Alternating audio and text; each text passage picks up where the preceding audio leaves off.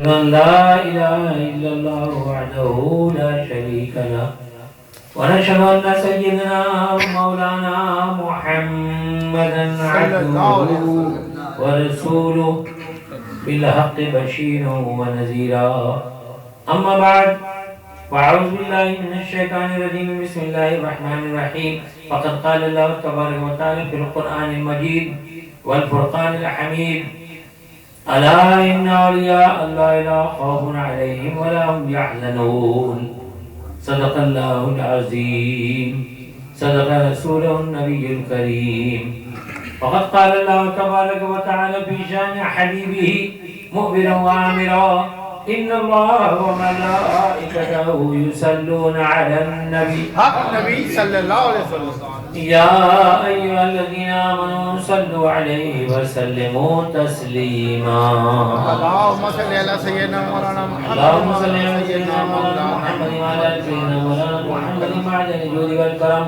منبع العلم والحلم والحكم والصلاة والسلام دائما أبدا عليك يا نبي الله يا رسول الله يا حبيب الله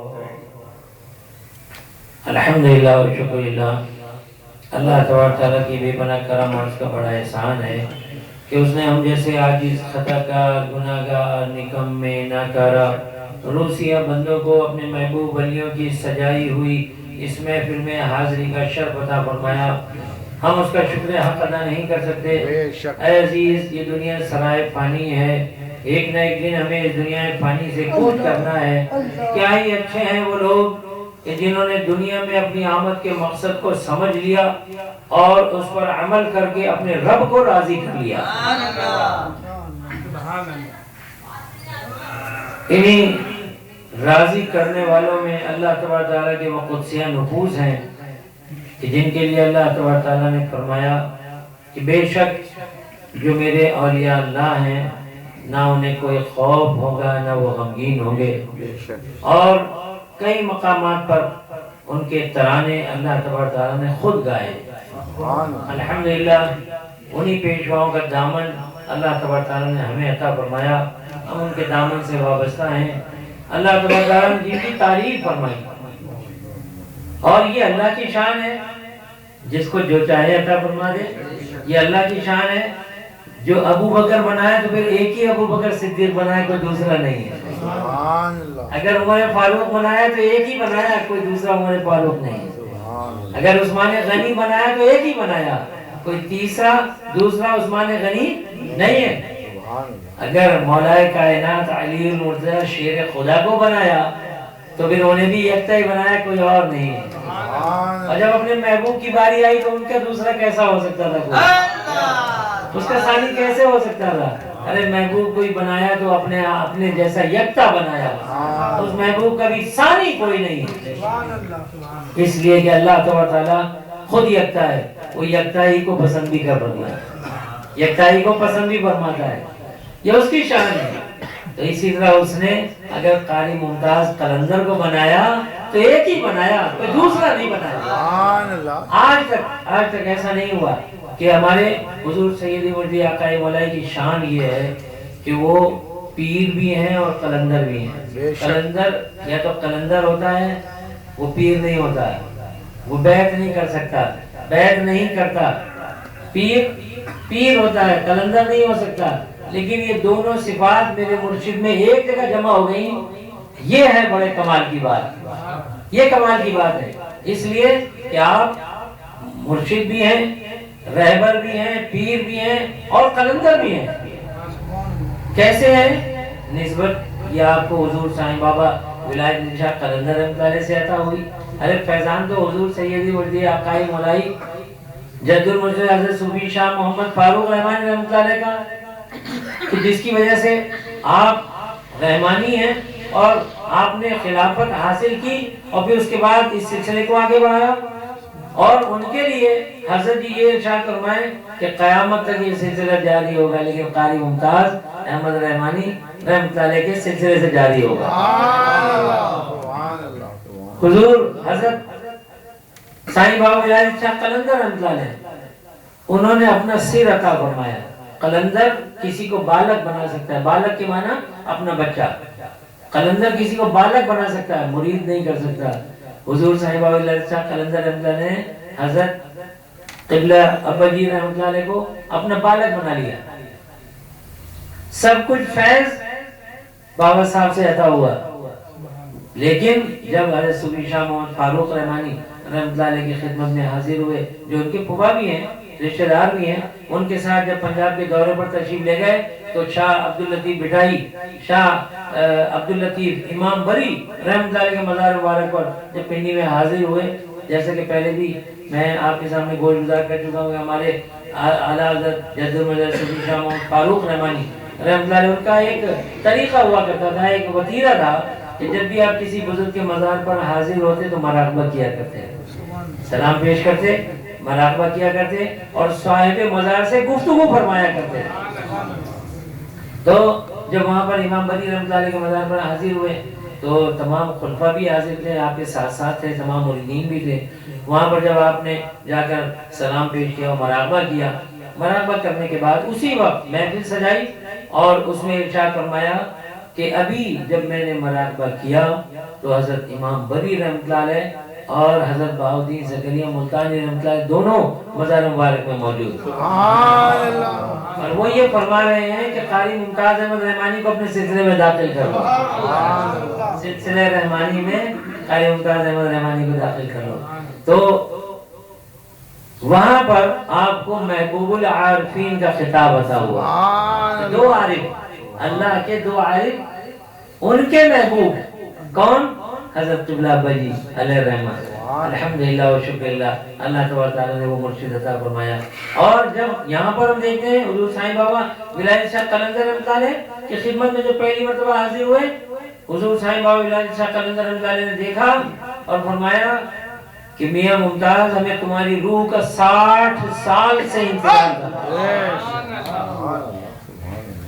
60 سال سے انتظار تھا، لیکن گھبراؤ نہیں، ہم 60 سال کا تجربہ بھی تمہیں دے دیں گے۔ سبحان اللہ، عمر 20 سال کی ہے، 60 سال کا تجربہ ان کو ویسے ہی عطا فرما رہے ہیں۔ تو جب ان کی عمر 63 برس کی ہوئی تو اس 60 برس کی ہوئی ہوگی تو 60 برس کا تجربہ تو 120 سال کا تجربہ آپ کو، اور 120 سال کا تجربہ دنیاوی نہیں، دنیاوی دیا تو دیا، اللہ والوں نے اپنا بھی دے دیا، اللہ والوں کا بھی تجربہ عطا فرمایا، وہ فیض بھی عطا فرمایا، اور وہ فیض وہ عطا فرمایا کہ جس کا کوئی ثانی نہیں ہے۔ کہ جب حضور لال شہباز قلندر رحمۃ اللہ علیہ کے مزار پر حاضر ہوئے، فرمایا محفل سجائی، فرمایا کہ تم کیا سمجھتے ہو، ابھی میں نے جب مراقبہ کیا ہے تو حضور لال شہباز قلندر رحمۃ اللہ علیہ سے گفتگو ہوئی، اور اس گفتگو میں انہیں جب سلام پیش کیا کہ بھئی قاری ممتاز احمد رحمانی بہت علیل ہیں، وہ آ نہیں سکتے، آنا چاہتے تھے، ساتھ میں آنا چاہتے تھے لیکن آ نہیں سکے، وہ ملیر میں موجود ہیں، لہٰذا ان کی طرف سے ہم سلام قبول فرما لیں۔ تو حضرت لال شہباز قلندر رحمۃ اللہ نے فوراً برجستہ کہا کہ کون؟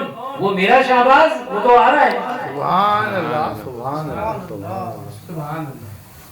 تو لال شہباز قلندر رحمۃ اللہ علیہ کے بھی شہباز ہیں، آپ ان کے شہباز ہیں۔ حضور سائیں بابا ولایت شاہ قلندر رحمۃ اللہ نے اپنا سر عطا فرمایا، اپنا بالغ بنا لیا، اور حضور شاہ محمد فاروق رحمانی رحمۃ اللہ تعالیٰ نے انہوں نے اپنا مرید کرنے کے بعد فوراً خلافت بھی عطا فرمائی، اور یہ سلسلہ جاری اور ساری ہو گیا۔ سبحان اللہ، الحمدللہ و شکر اللہ، ہم جتنا بھی شکر ادا کریں کم ہے۔ جسے بھی اللہ نے بنایا یکتا بنایا، میں تو خوش ہوتا ہوں کہ میرے مرشد کو بھی بنایا تو یکتا ہی بنایا۔ محبوب العارفین، تمام عارفین کے محبوب کون؟ ہمارے حضور سید ولد آقا مدہ، کسی کے لیے یہ خطاب عطا نہیں۔ اور جیسا کہ منور صاحب نے ابھی یہ منقبت پیش کی ہے، جو اعزازات، جو القابات جو ابا جی کے لیے انہوں نے استعمال کیے، ہم کیا سمجھتے ہیں کہ یہ ہم اپنی طرف سے کہتے ہیں؟ ایسا نہیں ہے، ایسا نہیں ہے، بلکہ زبان خلق کو نقارہ خدا سمجھو۔ جو اللہ چاہتا ہے وہ اپنی مخلوق سے کہلوانا شروع کر دیتا ہے، اور کیوں نہ کرے، کیونکہ اس نے بھی تو وعدہ کیا ہے بس قرونی اذکرکم، تو میرا ذکر کرو میں تمہارا ذکر کروں گا۔ اب ہم تو اللہ کا ذکر کرتے ہیں، اللہ اللہ اللہ اللہ ذکر کرتے ہیں نا، تو کیا اللہ تعالیٰ ہمارا ذکر کرتا ہے، ہمارا نام لیتا ہے؟ کیا اللہ تعالیٰ اس طرح کرتا ہے؟ ارے ایسا نہیں ہے، بلکہ اپنے مخلوق میں سے چنیدہ بندوں کو چن لیتا ہے. اور کیسے چن لیتا ہے؟ اللہ تعالیٰ خود ارشاد فرماتا ہے کہ میرا بندہ میرے قریب آ جاتا ہے تو پھر میں کیا کرتا ہوں، میں اس کی زبان بن جاتا ہوں جس سے وہ بولتا ہے، میں اس کی آنکھیں بن جاتا ہوں جس سے وہ دیکھتا ہے، میں اس کے کان بن جاتا ہوں جس سے وہ سنتا ہے، میں اس کے پیر بن جاتا ہوں جس سے وہ چل کے جاتا ہے، میں اس کے ہاتھ بن جاتا ہوں جس سے وہ کام کرتا ہے.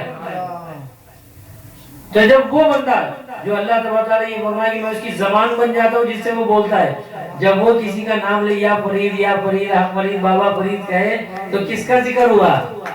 حضور بابا فرید کا ذکر ہوا یا نہیں ہوا؟ اور جب ہوا تو کس نے کیا؟ ارے اس رب نے کیا جس نے یہ فرما دیا کہ میں اس کی زبان بن جاتا ہوں.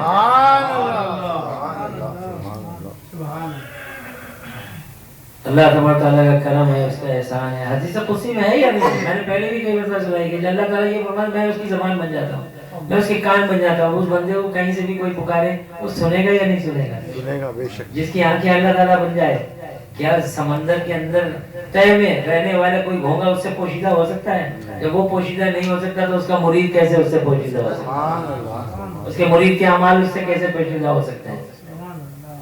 حضور غوث پاک رضی اللہ عنہ اسی لیے تو ارشاد فرمایا تھا کہ اگر میرا مرید مشرق میں ہو اور میں مغرب میں ہوں اور اس کا صدر کھل جائے تو میں اللہ نے مجھے وہ طاقت عطا فرمائی ہے کہ میں مغرب میں بیٹھے بیٹھے اس کے صدر کو چھپا سکتا ہوں. الحمدللہ یہ اللہ تعالیٰ نے اپنے مقبول بارگاہ بندوں کے نام سے ہمیں وابستہ کیا، ان کی نسبت ہمیں عطا فرمائی. آج 17 تاریخ ہے. 17 تاریخ تو جب بھی آتی ہے دل خوش ہو جاتا ہے، دل خوش ہو جاتا ہے. ایسا لگتا ہے کہ اس دن کوئی اللہ تعالیٰ نے نعمت عطا فرمائی. ارے بھائی کیسی نعمت عطا فرمائی؟ 17 تاریخ جس کو ملی اللہ نے اس کو محبوب بنا لیا. سبحان اللہ سبحان اللہ. محبوب سبحانی ان کی 17 تاریخ ہے. محبوب الہی نام تو دیکھیں، محبوب الہی ان کی 17 تاریخ ہے. محبوب العارفین ان کی 17 تاریخ ہے. محبوب الہی کے محبوب کون؟ حضرت امیر خسرو رحمۃ اللہ علیہ ان کی 17 تاریخ ہے. محبوب رب العالمین کے محبوب کون؟ حضرت اویس قرنی رضی اللہ تعالیٰ ان کی بھی 17 تاریخ ہے. اور پھر سنیں خواتین میں سن لیں جو خواتین کی سرتاج کہلاتی ہیں، حضرت رابعہ بصری رحمۃ اللہ تعالیٰ علیہ کہ ان کے مقام کو کوئی اور نہیں پہنچ سکا. اسی لیے 2.5 قلندر دنیا میں کہے جاتے ہیں. 2.5 قلندر کہے جاتے ہیں کون؟ حضرت لال شہباز قلندر ہمدارے، بو علی شاہ قلندر ہمدارے. اور چونکہ آپ خاتون ہیں اس لیے آدھے قلندر کا رتبہ آپ کو عطا ہوا. کس کو؟ حضرت رابعہ بصری رحمۃ اللہ تعالیٰ علیہ کو. تو ان کی بھی 17 تاریخ ہے. سبحان اللہ. 17 تاریخ کی شان دیکھنا کہ جس کو بنایا اس کو پھر اپنی بارگاہ میں مقبول بھی فرمایا. سبحان اللہ سبحان جس کو بھی 17 تاریخ عطا فرمایا اس کو محبوبیت کا مقام بھی عطا فرمایا. سبحان اللہ سبحان اللہ تبارک تعالیٰ کی کرم نوازی. ہم اس کا شکریہ ادا نہیں کر سکتے. ہمارے حضور سید مجدی آقا ملائی کے بارے میں حضرت صوفی شاہ محمد فاروق رحمانی رحمۃ اللہ علیہ ان کے پیر و مرشد ہمارے جد و مرشد ارشاد فرماتے ہیں ایک محفل حلقہ سجایا ہوا تھا اور محفل میں وہ سب تمام خلفاء اور مریدین بھی موجود تھے. آپ نے ان سے پوچھا کہ یہ بتاؤ کہ ایک پیالے میں پانی ہو اور اس میں آگ کا انگارہ ڈال دیا جائے تو کیا ہوگا؟ لوگوں نے کہا حضور اگر پانی زیادہ ہوگا تو وہ آگ کو بجھا دے گا اور اگر انگارہ بڑا ہوگا تو پانی کو وہ جذب کر لے گا اور خود جلتا رہے گا. آپ مسکرائے. آپ نے فرمایا کہ ہمارے قاری صاحب جو ہے نا یہ آگ اور پانی کو ساتھ لے کر چل رہے ہیں. سبحان اللہ سبحان اللہ. یہ آگ اور پانی کو ساتھ لے کر چل رہے ہیں. یہ سالک بھی ہیں اور قلندر بھی ہیں. سبحان اللہ سبحان اللہ. یہ کمال ہے. اس کو کہتے ہیں کمال کہ مرشد خود اپنے مرید کی تعریف کرے کہ میرے مرید کا کیا حال ہے، کیا مقام ہے. الحمدللہ و شکریہ. آپ جہاں بھی تشریف لے گئے مدینہ منورہ میں حضرت ضیاء الدین مدنی رحمۃ اللہ علیہ جو اعلیٰ حضرت جد المجد اعلیٰ حضرت شاہ احمد رضا خان صاحب بریلوی رحمۃ اللہ تعالیٰ علیہ کے خلیفہ اول اور خلیفہ اکبر ہیں. 75 سال تک آپ نے مدینہ منورہ سے قدم باہر نہیں نکالا، مدینے میں رہے. ان سے پوچھا کہ حضور آپ باہر کیوں نہیں تشریف لاتے، عمرے پہ چلے جائیں، مکہ مکرمہ چلے جائیں. فرمایا کہ حج ایک فرض ہے اور وہ میں کر چکا ہوں. اب اس لیے نہیں جاتا کہ کہیں میں قدم مدینہ منورہ کی حدود سے باہر نکالوں اور مجھے موت نہ آ جائے. اللہ، اس خوف سے کہ کہیں موت نہ آ جائے. میں مرنا مدینے میں چاہتا ہوں، بس میں مدینے میں مرنا چاہتا ہوں. اور اسی انتظار میں 75 سال گزار دیے.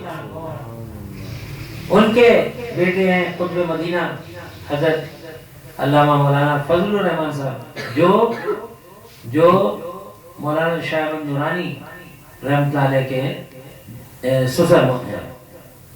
سمجھ گئے؟ مولانا شاہ احمد نورانی میاں ان کے داماد ہیں. تو وہ مولانا ضیاء الدین مدنی رحمۃ اللہ علیہ، الحمدللہ ان کی زیارت کا شرف مجھے حاصل ہوا. میں سن 78 میں وہاں پر تھا تو ان کی محفلیں بھی اٹینڈ کی اور ان کی محفلوں میں بھی گئے. تو ان کے پاس ساری دنیا سے جب حج پر نعت خواں پہنچا کرتے تھے تو وہ نعت خوانی کی محفل سجایا کرتے تھے. ساری دنیا سے جب حجاج میں قرہ حضرات وہاں پر بڑے بڑے پائے کے قرہ حضرات جب وہاں پہنچتے تھے تو ان سے وہ ایک محفل سجاتے تھے اور اس محفل میں آپ خود تشریف فرما ہوتے تھے. اور ہر علاقے کا، ہر شہر کا، ہر ملک کا قاری وہاں پر اپنے طلب کے جوہر دکھاتا تھا. ماشاءاللہ مدینہ منورہ کی بات ہے، باب عبد المجید کے سامنے ان کا حجرہ ہوتا تھا اور مکان ہوتا تھا ان کا. تو ایک مرتبہ ایسے ہی محفل سجی، قاری قرہ حضرات اس میں تشریف فرما تھے. تو جب وہاں پر تمام قرہ حضرات نے اپنے اپنے انداز میں کلام مبین کی تلاوت کا شرف حاصل کیا اور داد وصول کی. جب سب پڑھ چکے تو حضرت ضیاء الدین مدنی رحمۃ اللہ علیہ ارشاد فرماتے ہیں کہ بھئی اب آپ نے تو سب نے اپنی اپنی سنا لی، اب آپ ہمارے قاری صاحب کو سنا. سبحان اللہ، سبحان اللہ، سبحان اللہ. اور یہ فرما کے آپ نے قاری صاحب ابا جی کی طرف اشارہ کیا. ابا جی نے وہاں پر سورہ رحمان پڑھا. سورہ رحمان کا تو آپ کو معلوم تھا کہ کس لہن میں پڑھا کرتے تھے جناب، کہ وہ واقعی وہ جو اشعار ہیں وہ لفاظی نہیں ہے کہ بھول سکتے ہی نہیں. جنوں بشر، جنوں ملائک اور بشر، سورہ رحمان پڑھنا قاری ممتاز سے ختم کر دیا وہیں پر. ایسا لگتا ہے کہ بس کیا. تو جب وہ پڑھی ہے تو وہ اشش کر اٹھے لوگ.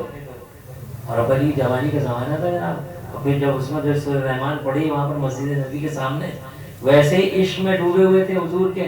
اور پھر جب وہاں پر ان سے کہہ دیا گیا پڑھنے کے لیے، جو سوچ کے ساتھ پڑھی تو پھر جناب وہاں پر تو پھر سب داد دے رہے تھے ہمارے قبلہ ابا جی کو. تو بتانے کا مقصد یہ کہ جب وہ وہاں پہنچے تو وہاں پر بھی اجنبیت نہیں تھی، بلکہ جس وقت قرہ حضرات میں آپ کا نام شامل ہوا تو حضرت ضیاء الدین مدنی رحمۃ اللہ علیہ وہ ارشاد فرماتے ہیں کہ بس آپ لوگ تو سنا چکے، اب آپ ہمارے قاری صاحب کو بھی سنا. سبحان اللہ. جس جگہ پہنچے انہوں نے اپنا کہا کہ یہ تو ہمارے ہیں، یہ تو ہمارے ہیں. حضرت حافظ شاہ غلام رسول چشتی قاضی قلندر رحمۃ اللہ علیہ، جو جن کا آستانہ ہے یہاں پر نمائش پر ہے، تو وہاں پر کچھ لوگ ملیر سے گئے اور جس کا جہاں حصہ ہوتا ہے بھائی بیت وہ وہیں ہوتا ہے، جس کا جہاں حصہ ہوتا ہے بیت وہ وہیں ہوتا ہے. تو کچھ لوگ وہاں بھی بیت ہو گئے. جب وہ بیت ہو گئے تو وہ ملیر سے جب وہاں پہنچے تو ان کے حلقے میں شامل ہوئے. انہوں نے کہا بھئی آپ کہاں سے تشریف لائے؟ انہوں نے کہا ملیر سے. تو حضور آپ سے بیت